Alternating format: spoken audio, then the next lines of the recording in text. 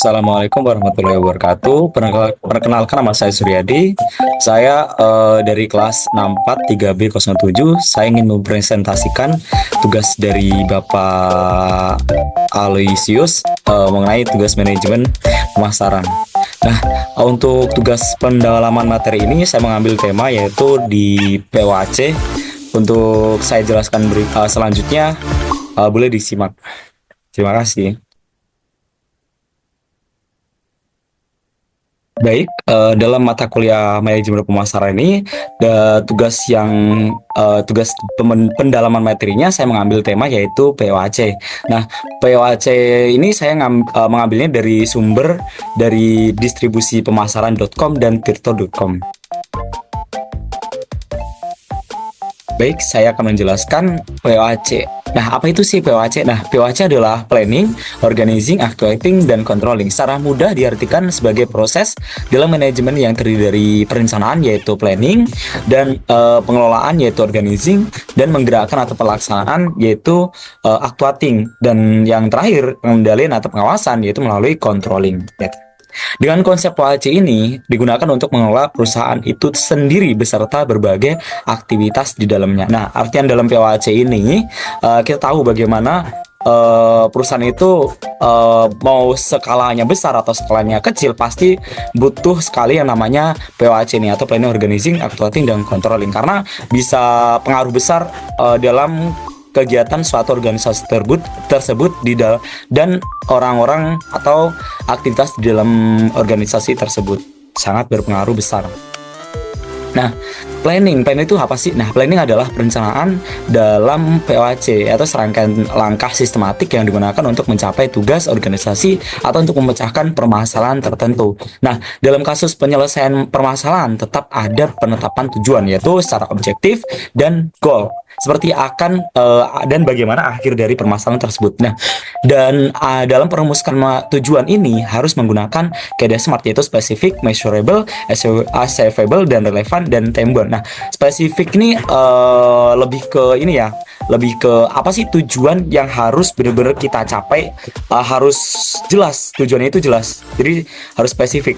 Kalau tidak jelas nanti akan berpengaruh ke depannya kayak gitu. Kalau untuk measurable yaitu tujuannya itu dia itu akan berefek bagaimana setelahnya kayak gitu. Dan untuk achievable yaitu efeknya itu nanti efeknya bagus apa enggak untuk perusahaan selanjutnya ya kayak gitu. Untuk relevan itu kalau relevan tuh permasalahan itu udah pas belum sih kalau untuk dijadikan sebuah solusi kayak gitu.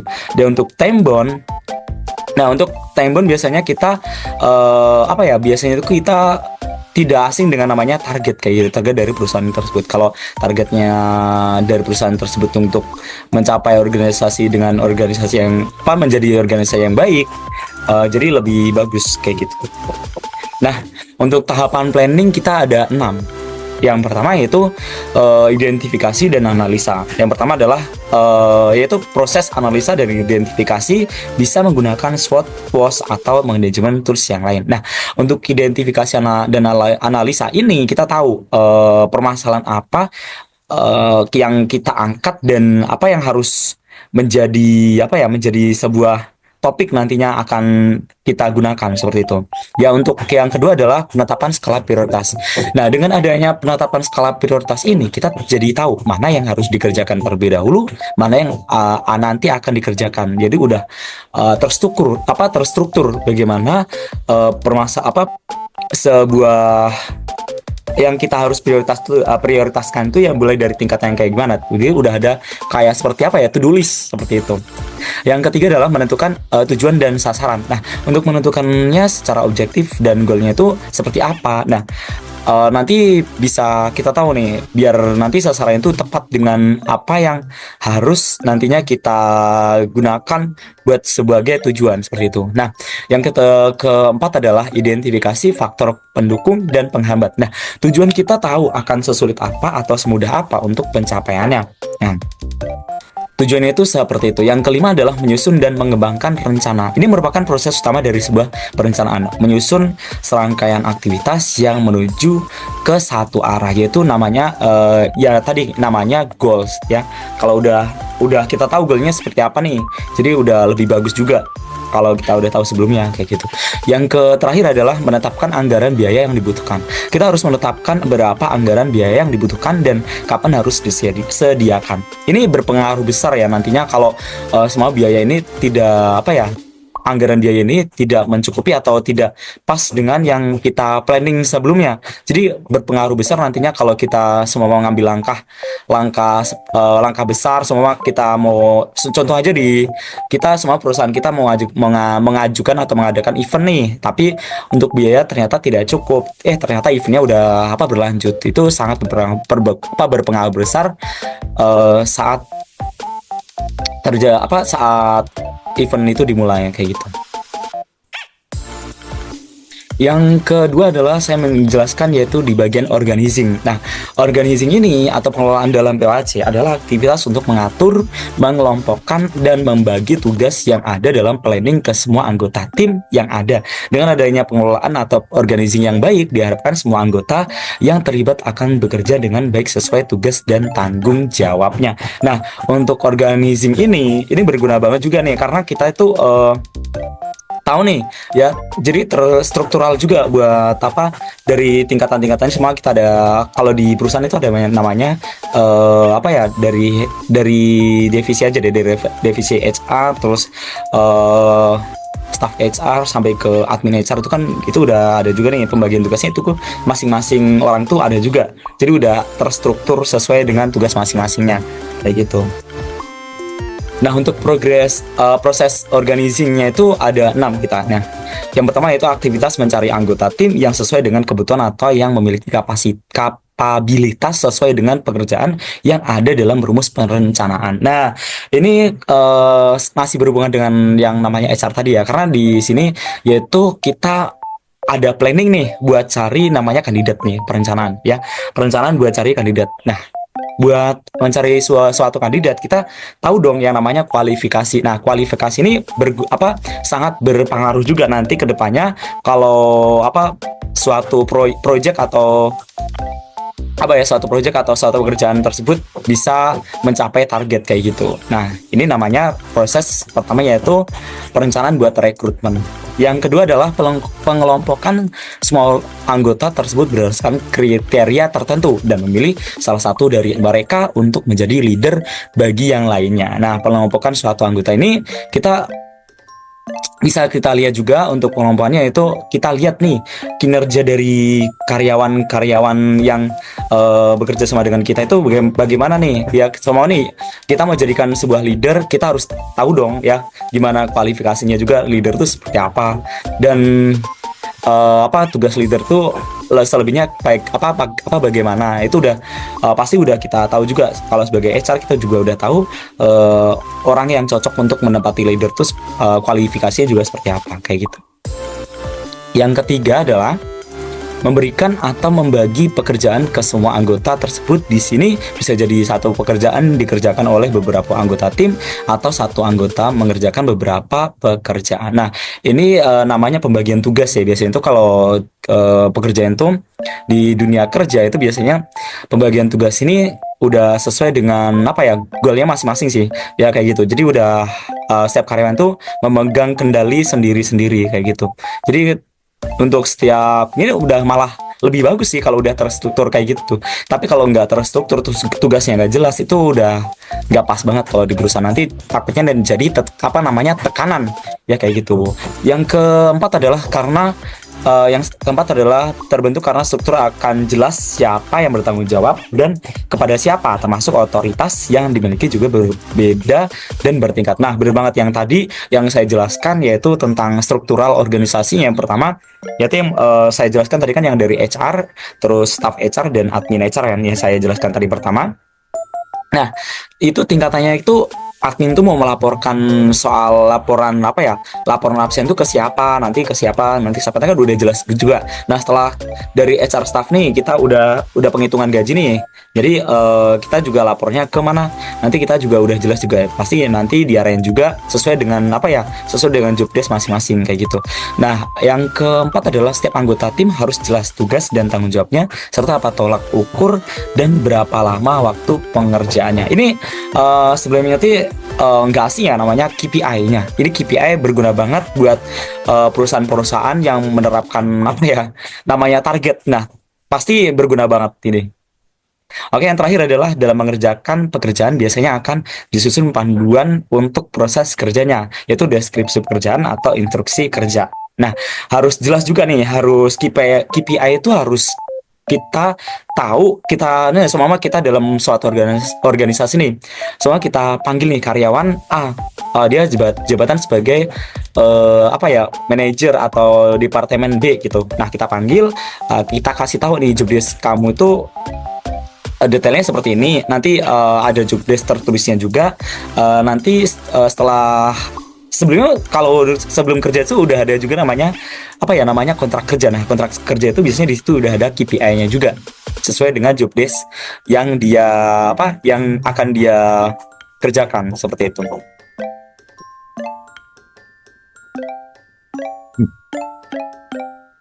Nah, saya akan menjelaskan tentang actuating. Nah, actuating ini merupakan proses implementasi rencana menjadi serangkaian aksi atau tindakan yang dilakukan oleh semua anggota tim sesuai dengan deskripsi pekerjaan masing-masing. Nah, jika planning adalah sebagian dari visi, maka actuating adalah bagian dari misi, sehingga seluruh terbentuk tindakannya akan mengacu pada rencana yang sudah dibuat dan bergerak menuju tujuan objektif dan sasaran yaitu goalnya yang sesuai yang sudah dibuat. Dalam proses ini, nah setiap anggota tim akan menggunakan kompetensi yang mereka miliki untuk memastikan tugas dan tanggung jawabnya yang diberikan padanya dikerjakan dengan baik dan dalam waktu yang sudah ditentukan.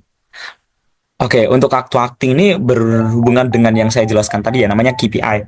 Jadi actuating ini kalau kita mengerjakan sesuatu udah ada apa selembar apa udah ada berbagai tugas yang udah ada gitu, udah ada apa ya, udah ada rencana-rencana tugasnya itu udah enak banget karena nanti kita targetkan juga seperti apa nanti juga akan bisa tercapai goalsnya seperti itu.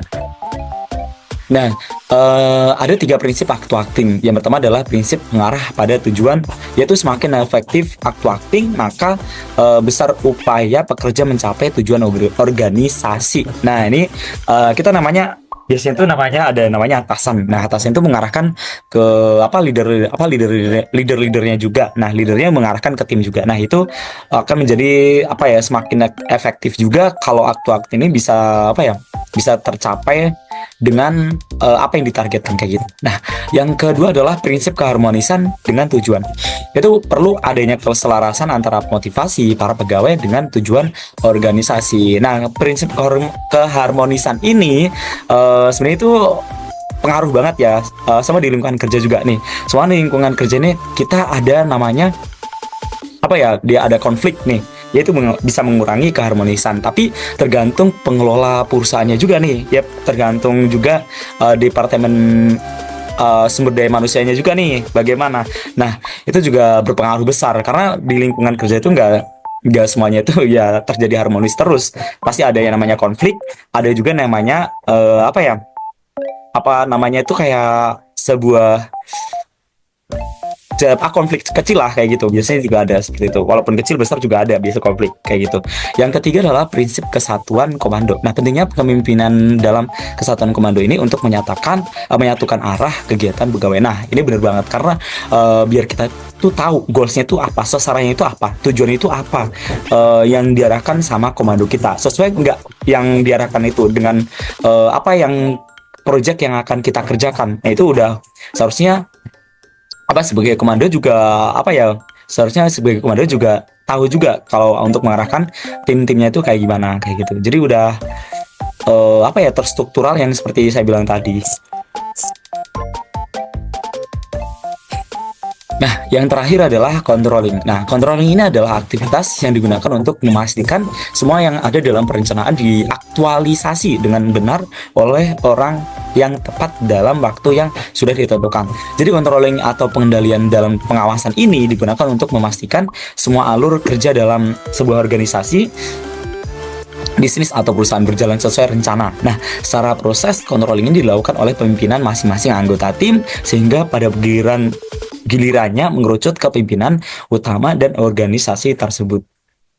Nah, Dalam aspek controlling ini kita ada 6 juga. Nah, yang pertama yang memastikan semua proses kerja itu sesuai dengan alur atau kerangka kerja yang sudah ditetapkan. Nah, bener banget nih karena kalau udah ada alurnya atau udah ada kerangka kerjanya kayak gini, itu kita untuk mencapai sebuah target itu juga enak.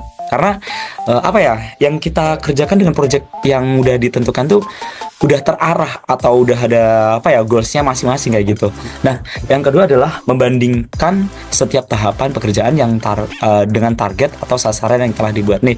Berbanget ini sebagai leader atau sebagai pimpinan tim ya, itu juga seharusnya tahu juga perbandingan antara soalnya kita tuh progres dari pekerjaan sebelumnya dengan progres pekerjaan sekarang tuh bagaimana biar sebagai untuk apa ya bahan evaluasi kerja. Jadi kalau evaluasi kerjanya nanti kita evaluasi itu bagus dan ngefek juga di tim-tim kita itu kan juga udah bagus juga nanti hari hasilnya juga bagus kayak gitu. Yang ketiga adalah melihat berbagai potensi. Nah, baik yang positif atau yang negatif dan melakukan tindak lanjut. Nah, bener banget. Karena potensi-potensi yang ada dalam perusahaan itu berpengaruh besar sih menurut saya. Mau yang positif atau negatif juga berpengaruh besar. Nah, untuk yang hal positif biasanya itu orang-orang dalam karyawan-karyawan perusahaan atau orang-orang dalam tim perusahaan itu kayak positif kayak ya keharmonisan tadi yang sebelumnya kita jelasin juga. Yang ketiga ya konflik tadi yang aku jelasin juga. Itu kita harus melakukan tindak lanjut ini kalau semua potensinya di baik nih positif atau baik nih kita apresiasi atau memberikan sebuah apa ya sebuah apresiasi atau sebuah penghargaan kepada orang tersebut. Dan kalau untuk negatif ya kita tahulah kita langsung ambil tindakan tapi tidak serta-merta kita langsung meluapkan emosi ke karyawan juga, tapi kita saring dulu nih negatifnya tuh mengerucutnya kayak gimana seperti itu. Yang keempat adalah mengambil keputusan dengan cara cepat dan tepat berdasar berbagai kondisi kebijakan yang telah ditetapkan dalam proses perencanaan. Nah, keputusan ini sangat penting ke depannya. Kalau keputusan ini dalam kalau keputusan ini emang ngaruh sekali kalau di pekerjaan selanjutnya ya itu sangat bagus sih. Kalau keputusannya kurang tepat nanti akan berpengaruh ke bahkan yang pertama yaitu berpengaruh melalui tim kita ke karyawan lain atau bahkan ke perusahaan, itu pengaruh besar juga gitu.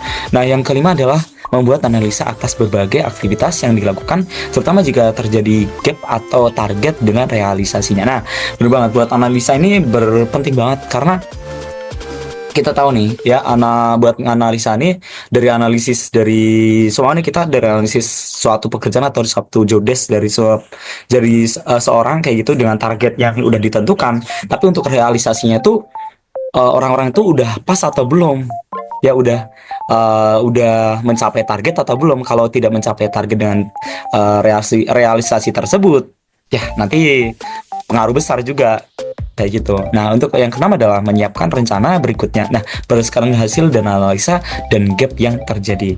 Sebenarnya menyiapkan rencana berikutnya itu bagus ya namanya, yang berhubungan dengan planning yang pertama tadi. Nah, untuk perencanaan buat pengambilan hasil dari analisa yang ini sebelumnya itu juga bagus juga karena kita sebagai bahan evaluasi yang seperti aku jelasin tadi, yaitu sebagai evaluasi gimana nih gap yang terjadi sebelumnya. Kalau semua sebelumnya itu negatif, kita evaluasi biar selanjutnya itu nggak terjadi hal-hal negatif lagi kayak gitu. Jadi meminimalisir terjadinya sebuah hal-hal buruk yang biasanya terjadi di perusahaan-perusahaan kayak gitu. Nah, kesimpulan yang saya ambil yaitu dari POAC ini adalah,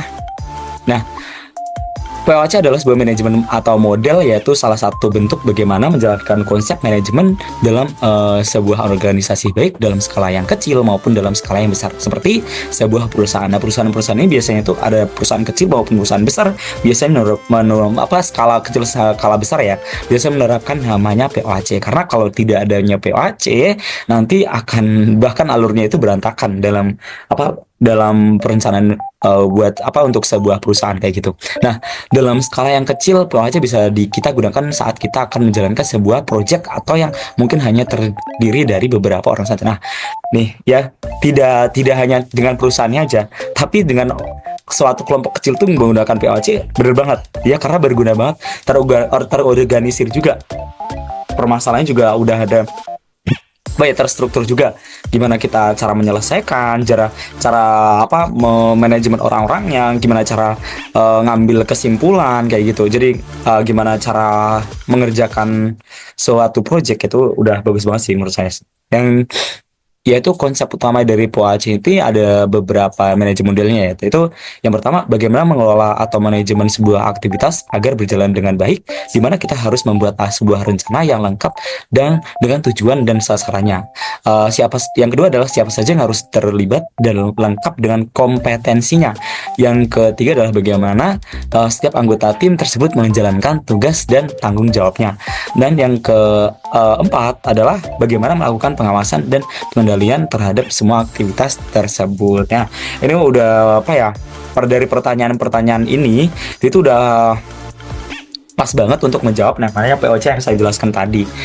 Oke, baik, itulah sedikit yang saya jelaskan dari tugas dari pendalaman materi ini mengenai POAC. Terima kasih banyak sudah sudah menonton YouTube saya. Saya ucapkan terima kasih. Assalamualaikum warahmatullahi wabarakatuh. Perkenalkan, nama saya Suredi. Saya dari kelas 64037B. Saat ini saya akan mempresentasikan tugas dari manajemen pemasaran terkait tugas branding atau produk baru dari perusahaan saya. Baik, akan saya mulai. Oke, saya adalah salah satu brand manager dari PT Rindu Uang. Dengan motivasi dari saya itu untuk merepresentasikan dari produk dari perusahaan saya itu untuk meningkatkan sebuah engagement agar perusahaan saya itu dikenal banyak orang. Produk kita bisa dikenal banyak orang dengan moto yaitu Beyond Enjoy to Grow. Oke. Dari profil kami ini yaitu PT Rindu Uang ini merupakan perusahaan bergerak di bidang inovasi terbaru yang pertama kali di Indonesia, tepatnya di Tangerang, dengan brand Slice Chips namanya. Kami mengembangkan produk makanan ringan inovatif berupa keripik singkong premium dengan rasa yang unik. Nah, perusahaan kami itu udah berdiri sejak tahun 2021 kemarin. Untuk produknya kita fokusnya ke pertama keripik singkong. Jadi kita mengolah keripik singkong itu mulai dari dari pengalaman kita, survei juga. Ternyata orang Indonesia itu juga suka makanan-makanan lokal. Tapi kita juga pernah berpikir nih, kalau produk lokal kita ini juga kita inovasikan dengan produk-produk dengan varian rasa terbaru tuh, ternyata banyak yang suka juga. Nah, untuk target pasar kami yaitu secara demografi yaitu dari usia 18 sampai 35 tahun, urban millennials, yaitu dari Gen Z di kota-kota besar yang mengutamakan makanan ringan dan modern, sehat dan nikmat kayak gitu. Jadi all gender ya ini ya, jadi itu all gender bisa makan, pokoknya semuanya tanpa terkecuali. Bahkan anak-anak bisa, karena produk kita tuh nggak ada pengawet tambahan. Jadi kita tuh real ya, ori kayak gitu. Seperti makanan kita itu nggak ada pengawet tambahan kayak natrium yang lainnya gitu, nggak ada. Jadi kita itu real dari dari produk kita sendiri, dari singkong itu sendiri. Jadi makanya masa kadaluarsa di produk kita itu terbilang cukup cepat ya, karena terbilang cuma satu tahun aja jarak buat kadaluarsanya kayak gitu. Nah, yang kedua itu di geografi. Secara geografi kota metropolitan cocok lah buat kita buat promosikan ya, seperti itu. Contoh aja kota-kota besar seperti Jakarta, Bandung, Surabaya, dan Medan. Nah, mungkin di sini kita fokusnya ke kota-kota besar ya. Nanti kita juga pasarin juga di kota-kota kecil atau produk-produk lokal kayak gitu. Nanti kita juga fokusnya ke situ juga nanti. Oke, secara geografi kita konsumennya yang peduli gaya hidup sehat namun tetap ingin menikmati camilan yang enak, unik, dan kekinian. Mereka juga cenderung aktif di media sosial sehingga menjadi target ideal untuk promosi online kita kayak gitu. Dan untuk alasan kami mengambil tiga target pasaran kami ini, yaitu target ini memiliki daya beli yang cukup untuk produk premium karena terbuka pada inovasi rasa dan sering mencoba produk baru yang menarik perhatian. Nah, orang-orang kan saya juga tahu karena di dalam dunia marketing juga kita tahu nih, kita konsumen tuh sukanya apa. Kita juga memposisikan sebagai customer, jangan memposisikan sebagai owner dulu ya. Kita memposisikan sebagai customer itu kayak gimana, sukanya kayak gimana, terus mereka tuh suka dengan harga berapa kayak gitu. Nah, kita ada produk kompetitor, ada 3 kita buat jadikan produk kompetitor kita. Nah, itu pertama ada Meichi, sama Lay's, sama Citato. Nah, yang pertama Meichi, jadi itu kelebihan dari produk mereka itu kayak popularitasnya tinggi, variasinya, tingkat kebersihannya itu bervariasi kayak gitu, ada tingkatannya kayak gitu. Dan untuk kekurangan buat mereka tuh menurut saya sih kurang fokus pada varian rasa lain sih ya, yang unik gitu. Jadi mereka tuh fokusnya cuma tingkat kebersihan, bukan soal varian rasa kayak gitu. Kalau yang Lay's ini saya lihat sih dari distribusinya itu luas ya, dan brandingnya itu internasional. Tapi untuk kekurangannya menurut saya sih harganya cukup tinggi untuk konsumen lokal. Tapi kalau menurut saya sih Lay's sih udah ya branding internasional lah, udah pada yang banyak yang tahu sih. Tapi kalau orang-orang lokal kan buat makan Lay's kan harus dengan harga yang harga yang nggak pricey gitu ya, harus yang lebih sederhana atau murah kayak gitu ya. Oke, yang ketiga adalah Citato. Kenapa kita ngambil Citato produk kompetitor kita? Karena Citato itu brandingnya kuat dan mudah ditemukan. Bener banget, karena banyak orang juga nemukan brand ini pasti nggak asing, namanya Citato ya, karena Citato itu udah banyak juga di brand-brand mereka itu pemasaran juga lokal, itu banyak juga ternyata Citato tuh, bahkan yang kemasannya yang harga 2000 aja udah ada di mana-mana kayak gitu. Tapi untuk kekurangan menurut saya sih rasanya cenderung klasik ya, tanpa inovasi rasa baru. Mereka itu fokusnya ke varian rasa-rasa sapi panggang kayak itu kan, biasa rumput laut original. Cuman 3 rasa itu aja sih, belum ada, menurut saya saat ini belum ada inovasi terbaru sih dari Citato sih. Tapi kalau produk kita atau produk kami ya, itu namanya Slice Chips. Oke, buat teman-teman yang belum kenal dengan produk kita nih, aku kenalin dulu nih. Buat kelebihan dari produk kita ya kayak ya ini ya, dia itu rasanya unik seperti singkong, yaitu singkong keju, coklat, dan singkong truffle garam Himalaya. Ini baru banget pertama di Indonesia. Makanya kami keluarkan produk dengan inovasi terbaru ini dan variasi rasa yang terbaru kayak gini di Indonesia belum ada. Bahkan di internasional, brand-brand internasional belum mengeluarkan namanya truffle garam Himalaya kayak gini, karena terbaru banget. Oke, untuk kekurangan produk kami sih yang signifikan ya, itu brandingnya itu masih baru ya. Jadi perlu edukasi pasar untuk membangun loyalitas. Contohnya kita harus membangun kepercayaan orang tuh gimana kayak gitu.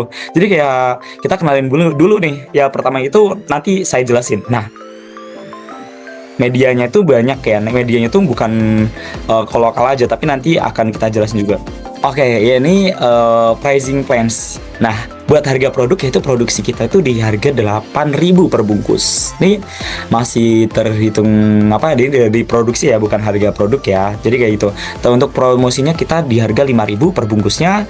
Untuk margin labanya kita dapatnya 7.000 per bungkus. Nah, untuk harga per bungkusnya itu kita kasih harga itu di harga 20.000. Menurut saya sih masih terbilang murah ya, karena kita jualnya juga fokusnya itu saat ini di online store ya, seperti itu. Mungkin nanti kita juga ke ranah-ranah pasar lokal juga, kita nanti pasarin juga di situ buat mereka itu biar pada kenal produk kita kayak gitu. Terus itu per bungkus ya, buat per bungkusnya isinya itu 50 gram dengan harga itu 20.000 kayak gitu. Nah, alasan kita buat ngasih harga 20.000 dengan kemasan 50 gram ini karena harga itu kompetitif, namun mencerminkan kualitas premium. Jadi kualitas kita udah nggak usah diragukan lagi, karena buat kualitas itu nomor 1 buat kalian. Karena apa? Karena itu jual kita itu bukan soal harga aja, tapi kualitas.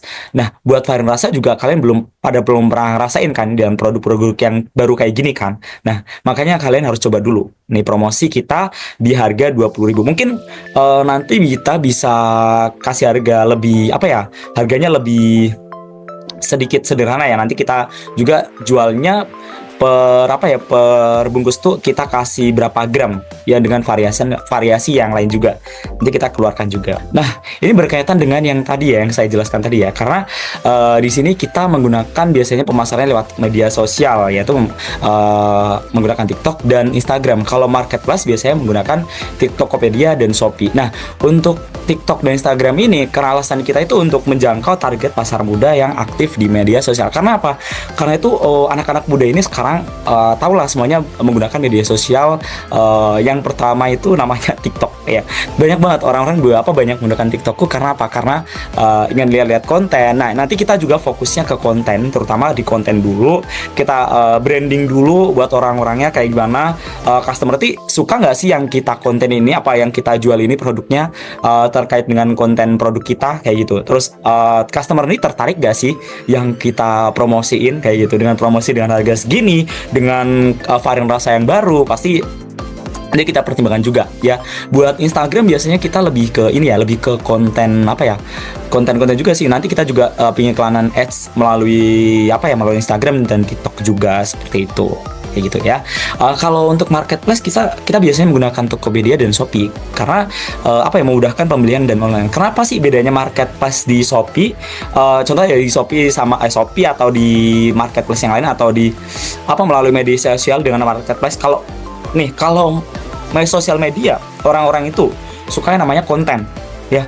Orang kenapa fokusnya ke konten? Karena orang tahu tuh TikTok tuh buat apa? Buat konten kan. Instagram tuh buat apa? Buat konten juga kan. Kayak gitu. Jadi mereka tuh fokusnya ke konten. Makanya kita konten dulu, baru nanti kita jualan. Jadi kayak gitu konsepnya kalau kita.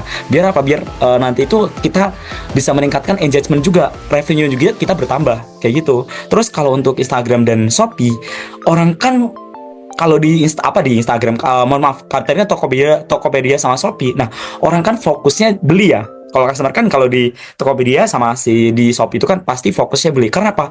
Marketplace kayak gini, biasanya orang-orang itu fokusnya cuman beli, bukan konten. Kalau konten biasanya di TikTok sama Instagram kan. Kalau cuman beli kayak gini, berarti kita sediakan juga buat keikhlanan, penting juga dari media sosial juga. Karena mereka kenal dari media sosial, ternyata produk kita nih lewat di beranda buat pembelian kayak itu, ternyata lewat produk kita. Nah, nanti juga otomatis produk kita juga akan menarik juga, akan menjadi daya tarik tersendiri sih kayak gitu. Terus mereka itu melihat kayak sejenis doktrin gitu loh, kayak sejenis doktrin lewat produk kita melalui konten media kayak gitu. Terus tadi aku lihat, contoh aja ya, ini contoh aja, tadi aku lihat produknya dari media sosial, dari TikTok nih, ternyata produknya kayaknya enak, banyak yang nge-review nih ya, kayak gitu. Nah, ini juga nanti kita lewat call juga biasanya melalui artis-artis ya, nanti kita review juga melalui konten-konten mereka.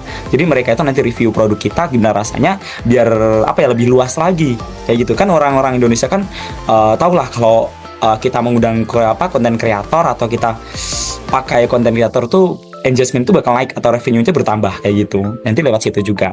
Oke, nama akun kita itu namanya Slice Chips Official dari Instagram, TikTok, Shopee, Tokopedia, itu semuanya sama nama akunnya. Nah, untuk alasan kami di media sosial ini, yaitu media promosi ini adalah, media ini aktif untuk meningkatkan awareness dan engagement secara efektif dan interaktif. Nah, kayak gitu. Jadi mereka itu lebih lebih fokusnya itu ke pertama konten, yang kedua itu pembelian kayak gitu. Jadi fokusnya kayak gitu. Nah, ini produk kita namanya Slice Chips. Setiap gigitan membuatmu bahagia. Oke, nah ini sebuah tagline kita, setiap gigitan membuatmu bahagia. Kenapa sih membuatmu bahagia? Karena setiap gigitan itu ada rasa-rasa rasa-rasa yang belum pernah ada kayak gitu. Jadi rasanya itu kayak orang-orang tuh belum pernah beli kayak gini, belum pernah rasain kayak gini, dengan varian rasa yang baru, dengan keripik singkong, bahkan yang produk yang namanya produk lokal bisa nanti multinasional. Karena kalian akan tahu nih ya, produknya itu kayak gimana, rasanya kayak gimana. Jadi membuatmu bahagia itu karena bukan bahagia soal bahagia aja, tapi bahagia itu kalian itu dapat rasa yang baru kayak gitu. Nah, untuk alasan kami pakai nama dan tagline ini karena mudah diingat. Pertama, ya, yang kedua emosional dan relevan dengan target pasar yang seringkali nostalgik terhadap makanan lokal. Nah, orang-orang kan kalau makanan lokal kan suka yang namanya inovasi kayak gitu. Nah, untuk pesan promosi dari kita sih ini ya. Ciptakan momen spesial dengan slice chips camilan singkong premium dengan rasa unik yang bikin kamu selalu ingin lagi. Temukan rasa, nostalgia, dan inovasi dan dalam satu gigitan. Nah, cobain sekarang juga di toko terdekat ataupun pesan online di marketplace kesayangan Anda. Nih, ini slice chip ini kalian bisa beli ya di TikTok, Instagram, atau di Shopee atau di Tokopedia juga. Kami dari PT Rindu Uang mengucapkan terima kasih banyak karena udah menyimak dari tadi, atau kalian bisa tertarik boleh kunjungin akun yang udah kita kasih tahu tadi yang namanya Slash Chip Official. Boleh. Terima kasih.